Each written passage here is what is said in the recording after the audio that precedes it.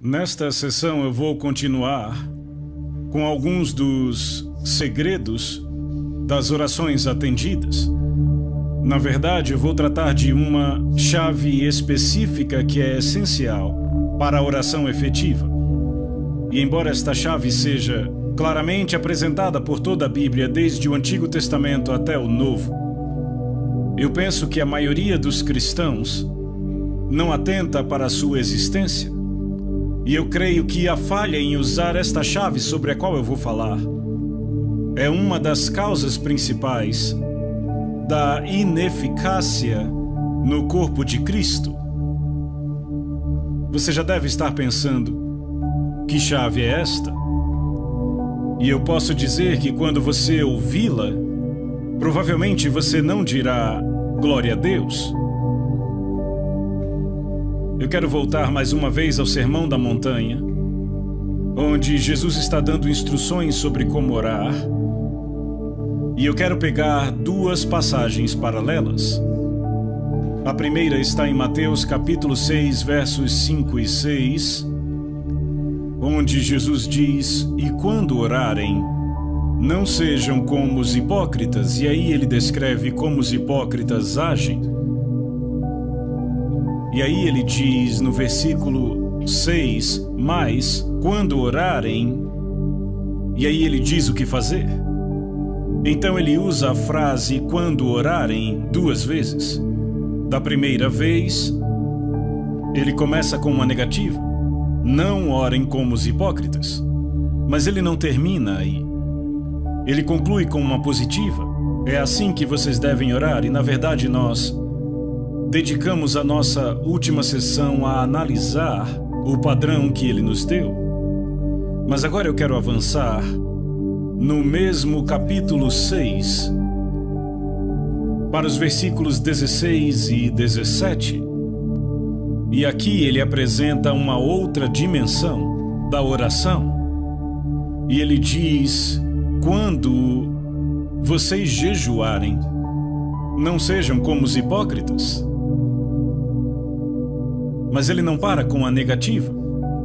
Muita gente acha que ele termina aí. Mas ele continua no versículo seguinte: "Mas quando vocês jejuarem", e aí ele nos diz como fazer isso de uma forma aceitável a Deus. Agora, eu acho que vocês percebem que há um paralelo bem próximo entre o que Jesus diz sobre orar e o que ele diz sobre jejum. Primeiro ele diz: "Quando vocês jejuarem", e aí ele diz: "Não façam desta forma, façam daquela". Agora, na minha opinião, a frase "quando vocês orarem" indica que Jesus espera que os discípulos dele atentem bem a isso. Quando vocês orarem, Jesus espera que os seus discípulos orem. Quantos aqui concordariam que essas palavras indicam que Jesus estava considerando que nós, os seus discípulos, oraríamos? Ele não diz "se vocês orarem", ele diz "quando vocês orarem". E eu imagino que a maioria de nós aqui concorda que o Senhor espera que nós, como cristãos, oremos regularmente. Não está certo?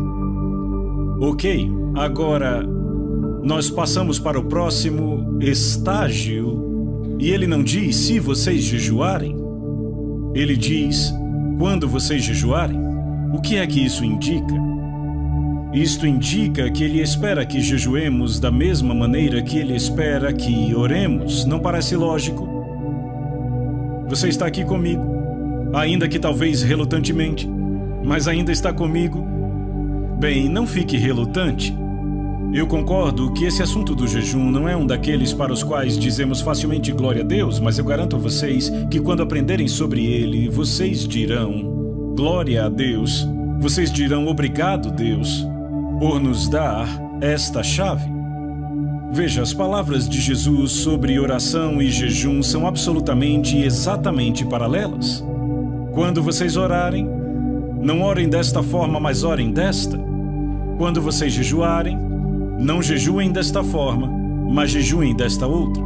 Então Jesus põe a oração e o jejum exatamente no mesmo nível. Minha conclusão é que, se ele tem expectativa que oremos, ele também espera que jejuemos.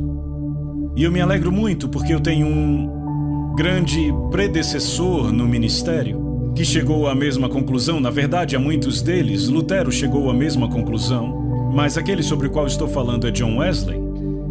E eu li o diário de John Wesley há alguns anos e ele mexeu comigo e me estimulou. E ele disse algo parecido com isto.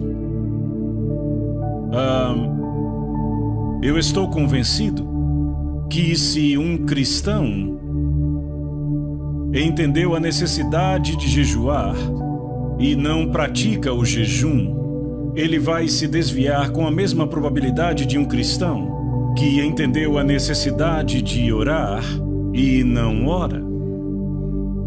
E John Wesley não ordenava para o ministério metodista nenhum homem que não se comprometesse a jejuar todas as quartas e sextas até as 4 da tarde.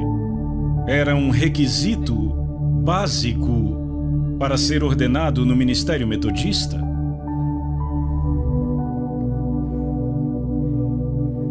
Você pode dizer, bem, qual é o propósito de jejuar?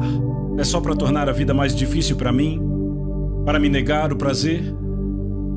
Minha resposta seria não. Sem dúvida há inúmeros propósitos, mas eu vou tratar apenas de um. Qual seja, é uma forma apontada por Deus para nos humilharmos. E eu vou mostrar isso a vocês de forma muito clara na Bíblia. Veja, a maior e mais específica barreira para obtermos resposta às nossas orações é o orgulho. E qualquer coisa que possa retirar esta barreira do nosso caminho vai facilitar a resposta à nossa oração. Nesses últimos dias, Deus vem pessoalmente falando comigo sobre o terrível perigo do orgulho. E Ruth, a minha esposa, pegou um livrinho que ela tem, mas que, na verdade, não prestávamos muita atenção, de Andrew Murray, que é um dos pregadores da geração passada que continua alimentando o povo de Deus hoje. Quantos aqui já leram algum livro do Andrew Murray? Bastante gente aqui, isso é muito bom. Eu não sei quem conhece o livro. No original, o título é A Humildade do Nosso Senhor. Ele vem sendo republicado com um título mais simples. Eu acho que ficou só Humildade. E eu o li algumas semanas atrás. E ele realmente falou comigo profundamente sobre a minha própria vida. Eu já odeio o orgulho há anos, mas eu obtive uma nova visão do quão perverso e do quão maligno o orgulho é, e de como ele nos afasta de todas as bênçãos que Deus tem para nós. Essa mensagem vai por toda a Bíblia. É uma verdade universal. Ela não foi demonstrada primeiramente na Terra. Sabe, a primeira demonstração do mal do orgulho? Qual foi o primeiro pecado da história do universo? Me digam. Orgulho, sim, quem cometeu o pecado? Lúcifer, isso mesmo, um anjo no céu. E se aquele orgulho, se o pecado do orgulho pôde ser cometido no céu, fazendo com que um anjo perdesse o seu lugar, quanto mais suscetíveis estamos ao pecado do orgulho devido à natureza pecaminosa nesta terra. Eu vou dar aqui 3 passagens da Bíblia que tratam de orgulho e de humildade. A primeira fica em Lucas 14, versículo 11.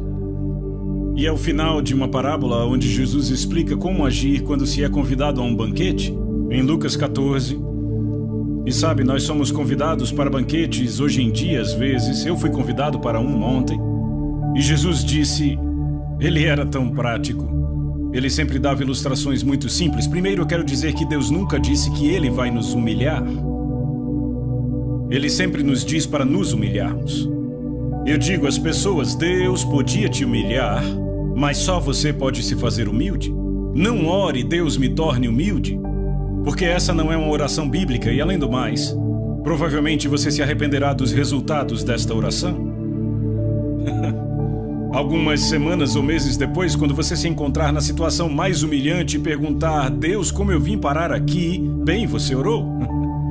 Você orou. Jesus diz, quando você for convidado para um banquete, não saiam correndo para pegar o melhor lugar, o lugar de honra. Porque você será envergonhado quando alguém chegar e disser: é o orador que senta aqui. Você arranje um lugar naquele canto ali. Jesus disse: quando chegarem, peguem o lugar mais inferior. Muito sábio, quando você está no fundo, não tem mais lugar nenhum para ir, a não ser para cima. Não sei se vocês conhecem uma oração de um homem chamado John Bunyan. Eu trago isso há anos. Ele diz: aquele que está embaixo não teme nenhuma queda. O que se humilha não teme nenhum orgulho. Aquele que é humilde sempre terá Deus como seu guia. Veja, quando você está no chão, está seguro. Não dá para ir mais para baixo. Muito raramente eu ministro em reuniões públicas grandes como esta, sem antes tomar meu lugar de rosto no chão, de joelhos diante do Senhor. E eu digo a vocês, antes desses encontros, Ruth e eu ficamos assim por muito tempo. É ali que eu me sinto realmente seguro, lá no chão. Então Jesus disse no fim da parábola: se você não quer ser envergonhado, evite a situação. Não vá sentar na melhor mesa. Sente no lugar mais inferior e só terá um lugar para ir, para cima. E ele resume tudo nestas palavras, em Lucas 14:11. Pois todo aquele que se exalta será humilhado, mas aquele que se humilha será exaltado. Isto é universal, ou seja, se aplica no universo, aplica-se no céu e se aplica na terra. A grande demonstração dessa verdade está em Lúcifer e em Jesus. Lúcifer foi um ser criado por Deus, mas ele buscou a igualdade com Deus, escorregou e caiu. Jesus tinha igualdade com Deus, ele se humilhou até mesmo à morte, morte de cruz. E a Bíblia diz que Deus o exaltou grandemente. Diz em Filipenses 2:9, desta forma, Deus o exaltou sobremaneira. Por que Deus o exaltou? Porque ele se humilhou, e todo aquele que se humilhar será exaltado. Eu posso prometer a vocês exaltação se vocês se humilharem. Não há nenhuma exceção. Eu tenho uma série de mensagens com este título: O caminho para cima fica embaixo. Quanto mais para baixo você vai, mais você acaba em cima. Não há nenhuma exceção para isto. Mas eu quero falar sobre a humildade como uma condição essencial para uma oração eficaz. E eu quero pegar algumas declarações para provar isto. Vamos começar em Tiago capítulo 4, versículo 10 e mais duas passagens que leremos. Tiago 4:10. Humilhem-se diante do Senhor e Ele os exaltará. Notem que ele diz humilhem-se, não diz ao Senhor para fazê-lo. É você que faz. Deus é que exalta se você se humilha. E uma passagem muito semelhante em 1 Pedro, capítulo 5, eu e Ruth proclamamos esta antes da mensagem passada. Verso 6, portanto, humilhem-se debaixo da poderosa mão de Deus para que Ele em tempo oportuno os exalte. O verso anterior diz: Deus resiste aos soberbos, mas dá graça aos humildes. Então, se você vai até Deus em oração com o seu orgulho, Deus estará te resistindo. E adivinha quem empurra com mais força? Você não pode se aproximar de Deus em orgulho. Lá em Salmos diz que o Senhor conhece os orgulhosos de longe, e Ele os mantém longe. Não há acesso a Deus com orgulho. Então, qualquer coisa que nos permite nos humilharmos é uma bênção que não tem preço, mesmo que não seja muito agradável na hora. E uma das formas bíblicas apontadas para nos humilharmos é jejuando. E eu vou mostrar isso direto da Bíblia. Eu quero começar com uma declaração de Davi, uma declaração muito simples, em Salmo 35, versículo 13, onde ele diz: eu humilhava a minha alma com o jejum. Algumas traduções dizem eu afligia a minha alma, mas no original em hebraico é eu humilhava a minha alma. Por que você precisa humilhar a sua alma?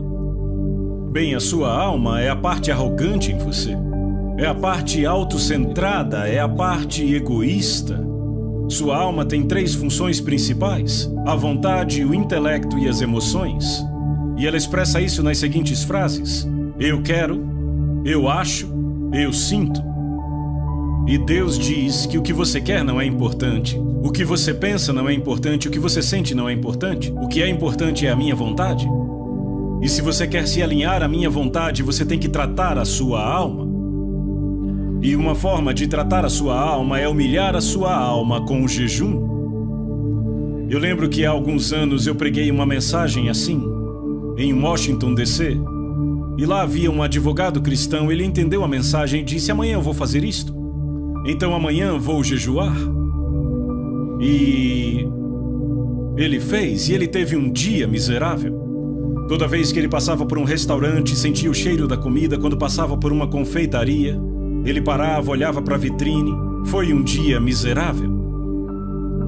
Então, ao final do dia, ele deu uma lição ao seu estômago. Ele disse: ei, estômago, você me causou muitos problemas hoje. Você me trouxe vários desconfortos desnecessários. Então, por isso, eu vou te punir. Eu vou jejuar amanhã também. Veja, isto é humilhar a sua alma. É trazê-la à sujeição.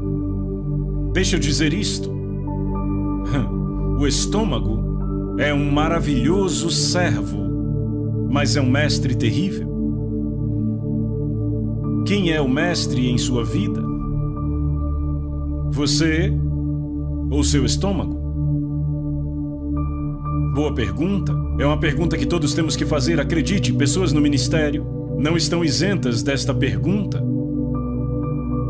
Eu já lutei batalhas contra meu estômago várias vezes. Mas quando obtive a vitória, eu fui abençoado.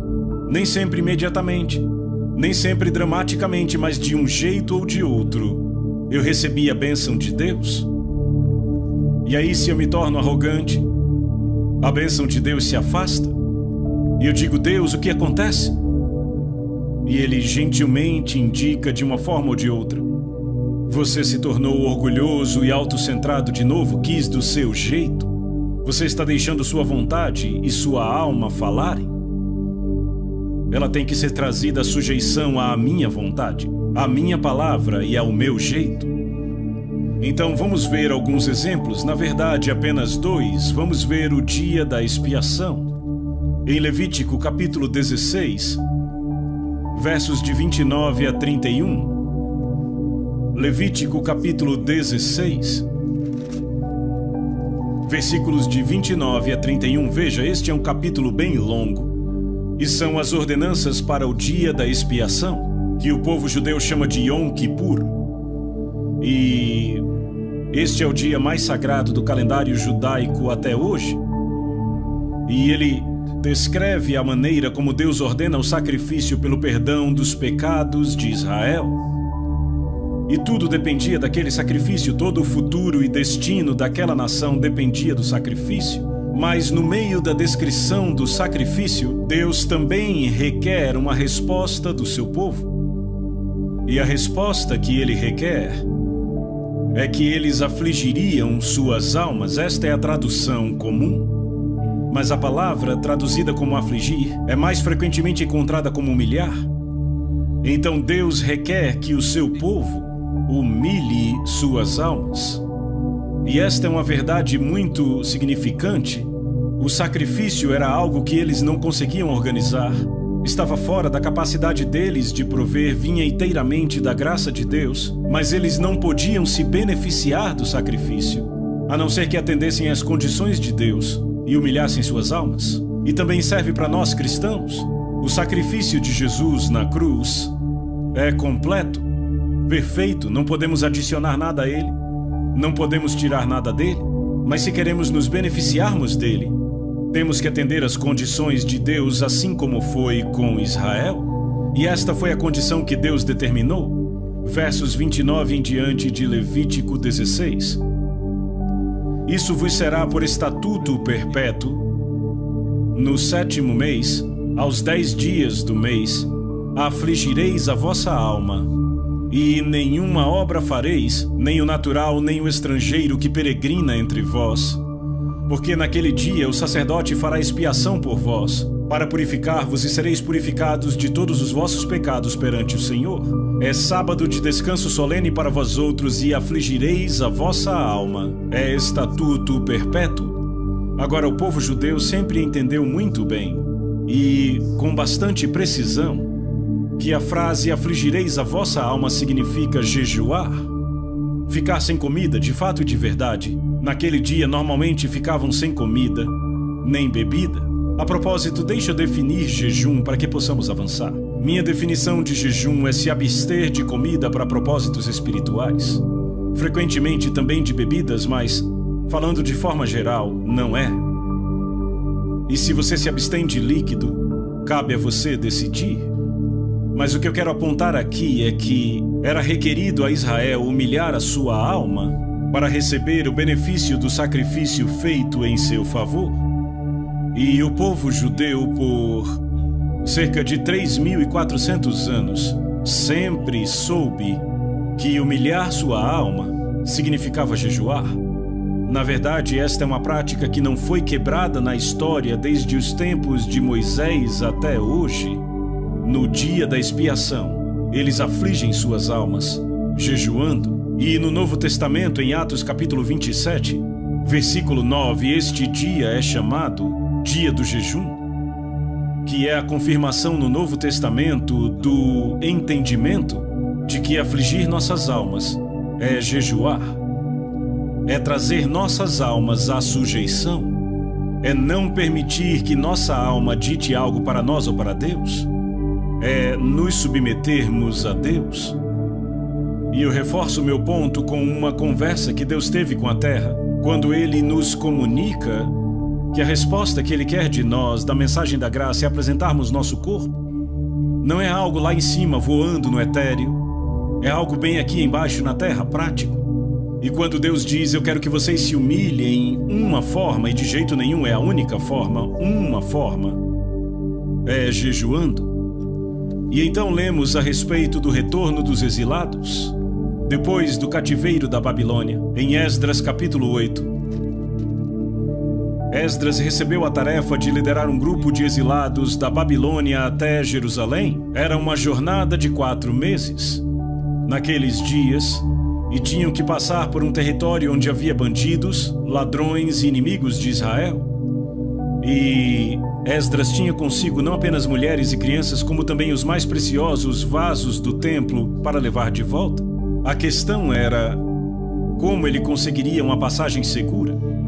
E aqui está a solução de Esdras. Vamos ler em Esdras 8, começando do versículo 21. Então apregoei ali um jejum junto ao rio Ahava, para nos humilharmos perante o nosso Senhor, para lhe pedirmos jornada feliz para nós, para nossos filhos e para tudo o que era nosso. Como foi que eles se humilharam? Apregoaram um jejum, veja, era um jejum público para todo o povo de Deus. E então ele vem com esta afirmação bem interessante, porque tive vergonha de pedir ao rei, exército e cavaleiros, para nos defenderem do inimigo no caminho, porquanto já havíamos falado com o rei, dizendo a ele, a boa mão do nosso Deus é sobre todos os que o buscam para o bem deles, mas a sua força e a sua ira contra todos os que o abandonam. Vejam, Esdras se colocou em um lugar pelo seu testemunho, no qual ele tinha que provar aquilo que ele havia dito. Ele disse ao rei, o nosso Deus é o Deus Todo-Poderoso, é o Deus dos céus, ele nos protege. E então ele recebeu a tarefa de levar aqueles exilados de volta numa situação muito perigosa. E ele diz, eu poderia ter ido ao rei e pedido uma escolta, soldados e cavaleiros, mas como isso se encaixaria na minha afirmação que Deus protege o seu povo? Frequentemente acontece conosco, testemunhamos e temos que viver do nosso testemunho. E então ele disse, eu não escolhi o caminho carnal, eu não escolhi o caminho do mundo, eu escolhi o caminho espiritual. Buscar a proteção de Deus não com soldados e cavaleiros, mas jejuando, humilhando-nos diante de Deus, invocando sua proteção. Você lê essa história, mas ele conclui no versículo seguinte, nós, pois, jejuamos e pedimos isto ao nosso Deus, e ele respondeu a nossa oração. E você lê o resto da história, eles passaram em segurança, sem nenhuma perda, nenhum acidente. E em muitas situações, somos confrontados com duas alternativas: tomaremos o caminho carnal ou tomaremos o caminho espiritual. Bem, então deixa eu falar e testemunhar da minha própria experiência. Por haver me tornado o pai adotivo de uma grande família numa situação muito difícil e termos que nos mudar de país para país, de lugar para lugar, eu posso dizer que a minha primeira esposa, Lídia, e eu seguimos o exemplo de Esdras. Quando tínhamos uma jornada para fazer, jejuávamos e orávamos. E graças a Deus, a nossa família sobreviveu intacta. Em meio a circunstâncias terrivelmente perigosas, em meio à guerra, à fome, sobrevivemos. Eu posso testemunhar: o caminho de Deus funciona. Ele é prático. Não é algo teórico. Certo, então vamos considerar um pouco pessoas debaixo do julgamento de Deus. Se o julgamento de Deus viesse a ser proclamado sobre a nação da Nova Zelândia e quiséssemos avisar, e isso pode acontecer facilmente, eu não acredito que está longe. O que poderíamos fazer? Poderíamos jejuar, nos humilharmos diante de Deus. Sabe, houve um rei terrivelmente mau em Israel, chamado Acabe. Eu não sei se você lembra da história de Acabe, mas ele casou com Jezabel e ele levou Israel à idolatria e a todo tipo de maldade. E em 1 Reis, capítulo 21, Elias teve um confronto com Acabe. E ele pronunciou o juízo de Deus sobre ele. Vejamos aqui, Deus disse a ele, verso 21, farei a tua casa como a casa de Jeroboão, filho de Nebate, e como a casa de Baasa, filho de Aías. Todo homem e toda mulher da sua família será destruído. Esse foi o juízo de Deus.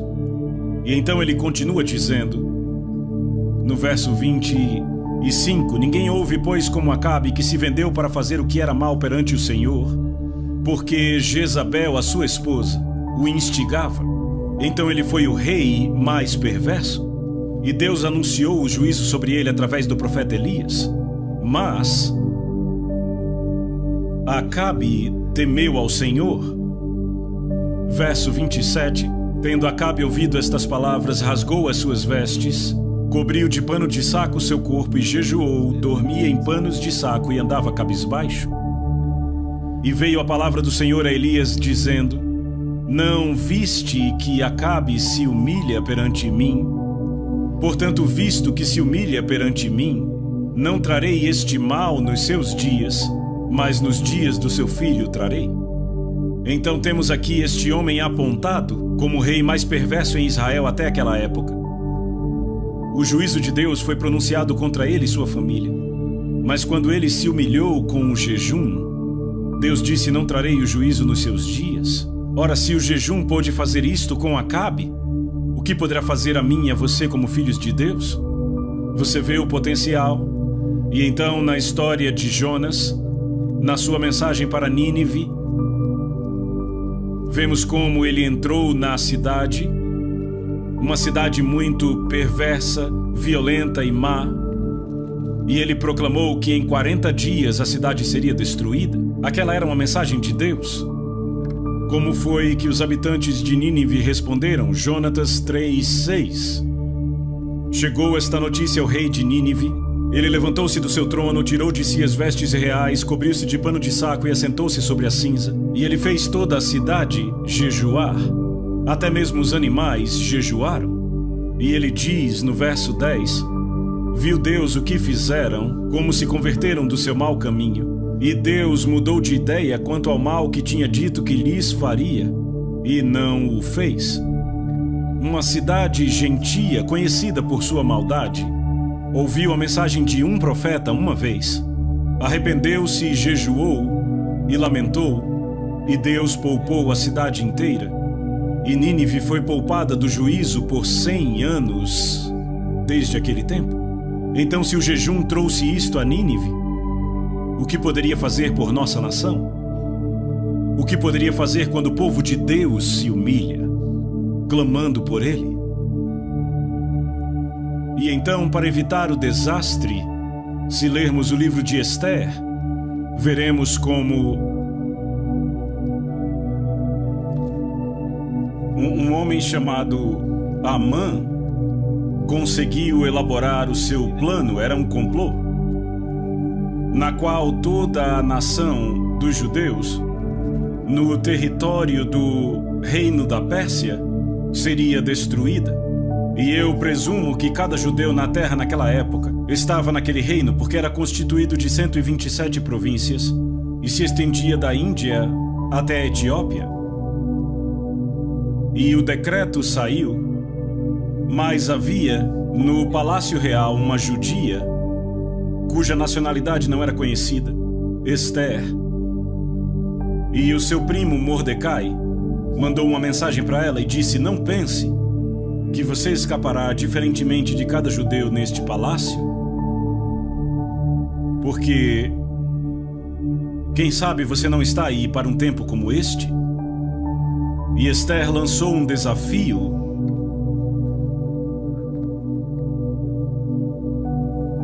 E ela disse: vai e reúna todos os judeus que estiverem em Suzã e jejuem por mim. Não comam nem bebam nada por 3 dias durante dia e noite. Eu e as minhas servas também jejuaremos. Depois irei falar com o rei, ainda que seja contra a lei, e se eu tiver de morrer, morrerei. Você lê o resto da história, que quando o edito foi proclamado, a situação inteira foi totalmente invertida e termina com um triunfo para o povo judeu e a preservação da nação judaica. O que foi que mudou a história? Qual foi o ponto de virada? Foi quando o povo de Deus jejuou. Sabe, eu penso que é quase impossível exagerarmos sobre o potencial do jejum para mudar o curso da história. Não é de espantar que Satanás tente manter esta chave fora do alcance do povo de Deus. Ele tem medo disto. Agora, há também muitos exemplos no Novo Testamento sobre jejum e eu quero falar apenas de 2 exemplos. Um que eu chamo de jejum individual e o outro jejum coletivo. E no ministério de Paulo, em 2 Coríntios, capítulo 6, ele dá uma lista das maneiras como ele aprovou a si mesmo como ministro de Cristo. 2 Coríntios 6, versículos 4 e 5. Pelo contrário, em tudo, recomendamos a nós mesmos como ministros de Deus. E então ele lista várias maneiras que o recomendaram como ministro de Deus. E ele diz assim: na muita paciência, nas aflições, nas privações, nas angústias, nos açoites, nas prisões, nos tumultos, nos trabalhos, nas vigílias, nos jejuns. Então Paulo está dizendo que uma das formas como ele provou que ele era ministro de Deus foi jejuando. E então na mesma carta, capítulo 11, versos 23 e 27, ele traz uma lista similar àquela.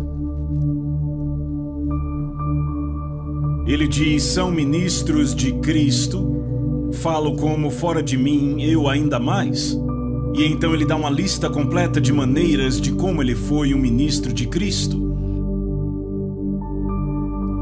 E no verso 27, ele continua a lista: em trabalhos e fadigas, em vigílias muitas vezes, em fome e sede, em jejuns muitas vezes, em frio e nudez. Então ele diz: jejuei muitas vezes. E note que na fala dele, fome e sede são uma coisa e jejum é outra. Fome e sede é quando você não come porque não tem o que comer ou beber. Jejum é quando você pode comer, mas você nega. Esta foi uma das formas como Paulo provou a si mesmo como sendo ministro de Cristo. E eu acredito que os ministros de Cristo deviam provar a si mesmos desta forma hoje. Eu falei sobre minha própria experiência, mas só mencionei isto. Afinal, não há vantagem nenhuma em pregar sobre isto se você não pratica. Quando eu fui salvo, eu já tinha sido um cristão no nome, mas eu desisti do cristianismo, dei as costas para a igreja. Eu estava procurando por respostas para os meus problemas em outros lugares.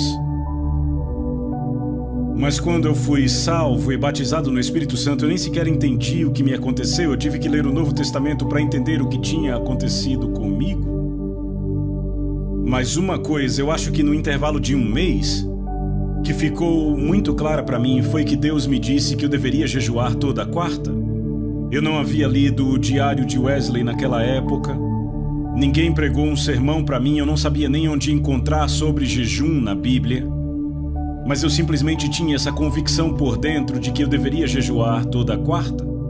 E pelos 4, 5 anos seguintes, até o fim da Segunda Guerra Mundial, toda quarta-feira, eu jejuei. Eu estava no deserto, num caminhão com 10 outros soldados, e fomos jogados ali. Sabe quando você está num deserto e existe uma sombra, você tem que ficar ali, quer você queira ou não? E eu fiquei com aqueles soldados. Sabe, nós estávamos no Egito e os muçulmanos tinham um mês que chamavam de Ramadã, você conhece? Quando eles não comem, pelo menos não comem de manhã, eles comem bastante à noite. Eles compensam à noite o que eles não comem de dia. Os outros soldados diziam que era minha quarta Ramadã, porque não dá para jejuar em segredo quando se está vivendo com as pessoas ao redor o tempo todo, você nunca se livra delas. E eu digo que eu nunca teria feito o progresso que eu fiz se Deus não tivesse me mostrado esta chave. Houve um tempo no Quênia onde realizei um trabalho educacional que eu dizia que eu estava muito ocupado para jejuar. Tinha muita coisa para fazer. Então, por algumas semanas eu não jejuei e o resultado foi desastroso. E daí eu decidi que eu nunca poderia estar ocupado demais para jejuar. Eu estou falando de algo que eu experimentei, vocês entendem? Eu creio apaixonadamente no que eu estou falando. Vamos falar de jejum coletivo no Novo Testamento? Apenas 2 exemplos no livro de Atos. Atos, capítulo 13. Um dos momentos mais significantes na história do livro de Atos. As pessoas chamam isso de o princípio do programa missionário. Na verdade, a palavra missionário não vem do Novo Testamento. A palavra do Novo Testamento é apostólico. E este foi o primeiro envio de apóstolos registrado no livro de Atos. E aconteceu na cidade de Antioquia. Atos 13, versos de 1 a 4 diz assim: havia na igreja de Antioquia profetas e mestres, Barnabé, Simeão, Lúcio, Manaém e Saulo, que mais tarde tornou-se Paulo. Então havia 5 homens que eram reconhecidos como profetas e mestres. O versículo seguinte diz: e servindo eles ao Senhor e jejuando. Como eles ministravam ao Senhor? Jejuando. Apenas deixando de lado qualquer outra atividade, ficando na presença de Deus, esperando que Ele falasse. A Nova Versão Internacional diz: enquanto adoravam ao Senhor e jejuavam. Este é um dos pontos mais cruciais na história da igreja. Como isto aconteceu? Será que eles sentaram para pensar num plano? Ou trabalharam num sistema? Não. Eles deixaram de lado todos os seus esforços e esperaram Deus falar. E a forma como se consagraram foi deixando de lado a comida. Quem sabe por quanto tempo, talvez 1 dia, 2 dias, eu não acredito que foi tão longo. Mas eles simplesmente tiraram um tempo desligados de qualquer ocupação e distração, a fim de ouvir de Deus. E Deus falou. Diz: e servindo eles ao Senhor e jejuando, disse o Espírito Santo: separai-me agora Barnabé e Saulo para a obra que os tenho chamado. Então ouviram de Deus a estratégia dele. Sabe qual o maior problema da igreja de hoje? É que raramente a igreja segue a estratégia de Deus. Raramente. Temos nossos próprios planos, nossos programas, nossos sistemas, e a maioria deles não foi Deus quem iniciou. E Deus só se compromete a concluir aquilo que Ele iniciou. Paulo diz em Filipenses 1,6: estou plenamente certo de que aquele que começou a boa obra em vós há de completá-la. Jesus diz: eu sou o Alfa e o Ômega, o princípio e o fim. O que Ele começa, Ele vai concluir. Mas o que Ele não começa, não tem compromisso de concluir. O que é importante é descobrir o que Deus está começando. Qual é o plano de Deus? Como podemos ouvir de Deus? E a igreja antiga estabeleceu o padrão. Eles tiraram um tempo de tudo, incluindo de comer, e disseram: temos que ouvir de Deus. E eles ouviram. Deus disse: bem, eu tenho um plano. Eu quero que separem 2 homens, Barnabé e Saulo, e os enviem. Não os enviaram imediatamente? Ouçam. Diz: então, jejuando e orando, e impondo sobre eles as mãos, os despediram. Então jejuaram de novo. Da primeira vez jejuaram para saber a vontade de Deus. Da segunda vez jejuaram para comprometer aqueles homens a cumprir a vontade de Deus. E o versículo seguinte diz: enviados, pois, pelo Espírito Santo. E a palavra enviados aí vem de uma bela palavra grega que significa enviados e acompanhados. O Espírito Santo não disse apenas vão, disse: vão e eu vou com vocês. E este foi o princípio do ministério apostólico. Naquela época foram chamados de profetas e mestres. Mas no capítulo seguinte de Atos, capítulo 14, verso 14, diz: quando os apóstolos, Barnabé e Paulo, quando eles se tornaram apóstolos? Quando foram enviados pela igreja. Veja, o apóstolo é aquele enviado. Isso é tremendamente importante, porque isto indica uma forma bíblica de como podemos instituir o ministério apostólico. Quantos de nós acreditam em profetas e mestres? Você acredita que há profetas e mestres na igreja hoje? Eu certamente acredito que existem. Se profetas e mestres esperaram por Deus jejuando e buscando, isto abre um padrão, uma forma bíblica de Deus enviar apóstolos. Quantos acreditam que pode haver apóstolos na igreja hoje? É uma boa coisa, porque são postos na igreja para aperfeiçoá-la. Se tivessem sido banidos, a igreja nunca estaria completa. Então, o momento mais decisivo daquele período foi o envio daqueles apóstolos. No que isto resultou? Digam em uma palavra: não ouvi na igreja. Agora, eles ganharam muitas pessoas para o Senhor nas cidades que visitaram. E então tiveram que estabelecer igrejas. Primeiramente tinham grupos de discípulos e depois tiveram que construir igrejas. Qual foi o ponto de transição de um grupo de discípulos para a igreja? Quais pessoas tiveram que ser levantadas? Me digam. Presbíteros, isso mesmo. Foi aí que os discípulos se tornaram uma igreja, quando surgiram os presbíteros para governar. Então fizeram isso. Lemos em Atos 14. Verso 21, e tendo anunciado o evangelho naquela cidade e feito muitos discípulos, voltaram para Listra, Icônio e Antioquia, cidades onde já haviam pregado, fortalecendo a alma dos discípulos, exortando-os a permanecer firmes na fé e mostrando que através de muitas tribulações nos importa entrar no reino de Deus. Então, tendo levantado presbíteros em todas as igrejas e orado com jejum, os recomendaram ao Senhor. Como levantaram presbíteros? Como entraram na mente do Senhor para saber quem seriam? Tem versões que trazem a palavra eleição. Sim, mas foi uma eleição de Deus. Como entenderam a mente de Deus? Qual foi a chave? Não ouvi vocês? Jejum, obrigado. Vocês veem 2 nomeações decisivas na obra da igreja: apóstolos e presbíteros. E na igreja antiga, ambas as nomeações foram alcançadas através da oração e do jejum. Por que esperaríamos fazer de alguma forma diferente em nossa época? Será que podemos melhorar este método? Deus nunca nos pediu para melhorar nada, apenas nos pediu para seguir. Entendem? Aqui está uma chave. E eu estou pondo ela em suas mãos. O que farão com ela? O que os cristãos desta nação vão fazer com esta chave? O que os cristãos da Austrália farão com esta chave? O que os cristãos da Inglaterra farão com esta chave, África do Sul e todas as outras nações onde esta mensagem chegar? Você acha que Deus mudou? Será que encontramos uma maneira melhor? Certo, então agora eu quero apontar duas conclusões. A primeira está na conhecida passagem em 2 Crônicas 7:14. Eu a chamo de esperança para uma nação. Esperança para uma nação. Quantos sabem o que 2 Crônicas 7:4 diz? Muitos, graças a Deus.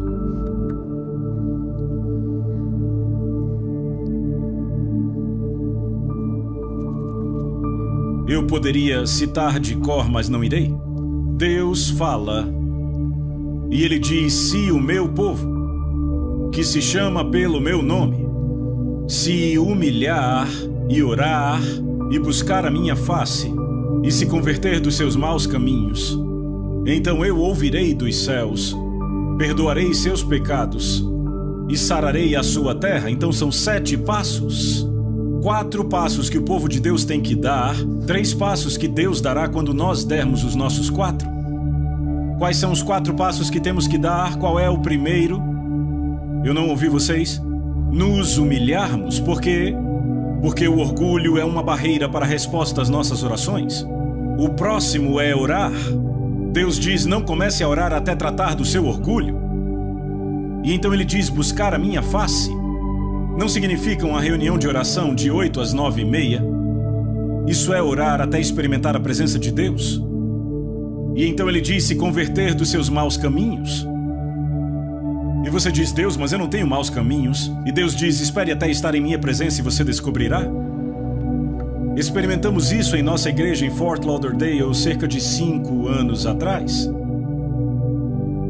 A esposa de um dos presbíteros recebeu uma palavra do Senhor para proclamar um jejum. Eu já vou falar sobre isso, um jejum coletivo. E aquilo não foi recebido com muito entusiasmo. O fato foi que os presbíteros, e eu era um deles, ficaram tão envergonhados que tivemos que fazer algo a respeito daquilo. E então dissemos que íamos tirar um certo período para jejuar e orar, e nos encontrávamos toda manhã. Eu acho que era o que? 5 da manhã. Bem, eu não estava lá, Ruth e eu estávamos viajando quando começaram. E se não me engano, na primeira manhã havia 13 pessoas. A igreja tinha mais de 500 pessoas na época. Na manhã seguinte, eu acho que vieram 7.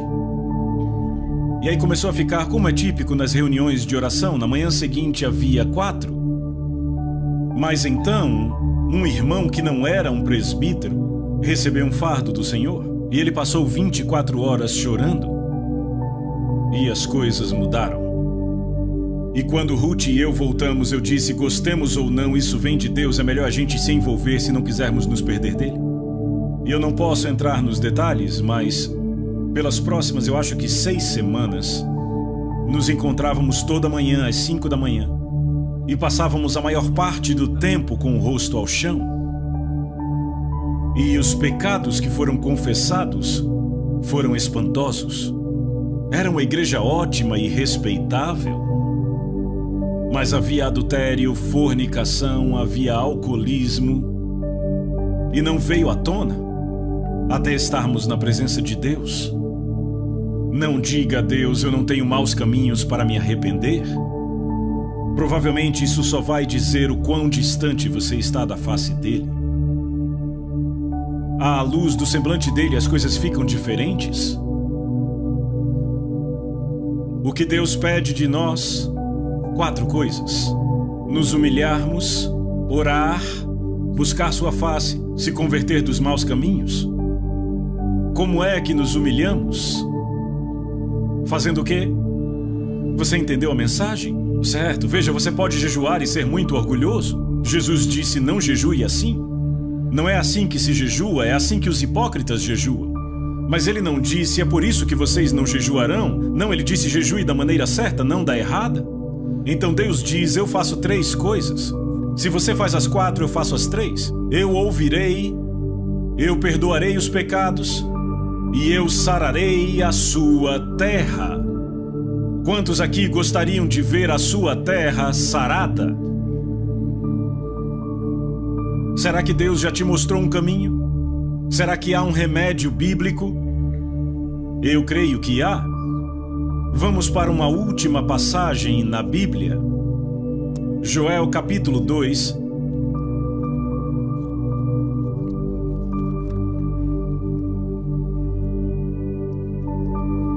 Esta é a passagem de onde as pessoas tiraram a expressão o jejum de Joel.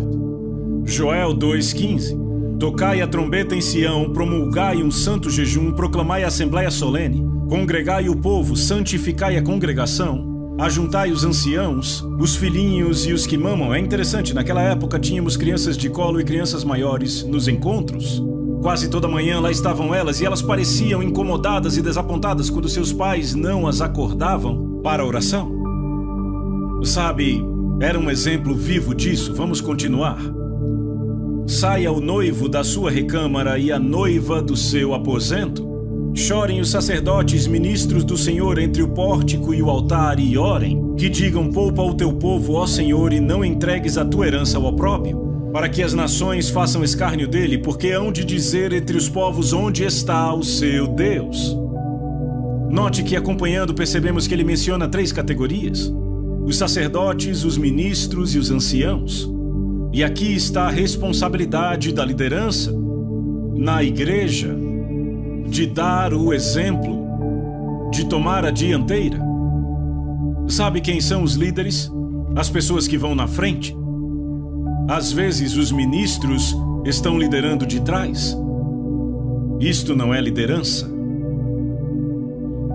Jesus, no jardim do Getsêmani, levou seus discípulos consigo. E então tomou 3. E eles pararam e diz que ele foi um pouco mais adiante. Isto é liderança? É ir um pouco mais adiante? Uma vez ouvi um pastor dizer, eu tenho que correr para alcançar o meu povo. Isso não é liderança. Aqui está a responsabilidade da liderança. Agora, ouçam a última declaração, onde no mesmo capítulo, versículo 28, e acontecerá depois que derramarei o meu espírito sobre toda a carne. Vossos filhos e vossas filhas profetizarão, vossos velhos sonharão e vossos jovens terão visões. Ele diz depois do quê? Depois do quê? Depois que o povo de Deus atendeu às condições dele. Agora eu sei que Pedro, citando isso no dia de Pentecostes, disse, acontecerá aqui nos últimos dias. Mas aquele não era um cumprimento total, era um cumprimento antecipado, e é muito significante porque, naquela passagem em Atos 2, Pedro cita o Senhor dizendo, derramarei do meu espírito. Algo do meu espírito, e aquilo começou no dia de Pentecostes. Mas nesta passagem Deus diz, eu derramarei o meu espírito, não do meu espírito, mas eu liberarei o meu espírito na terra, sobre toda a carne. Irmãos e irmãs, ainda não vimos isto, vimos apenas um pouco salpicado. Há mais de 1 bilhão de muçulmanos na terra que nunca foram tocados pelo Espírito de Deus. Como os alcançaremos?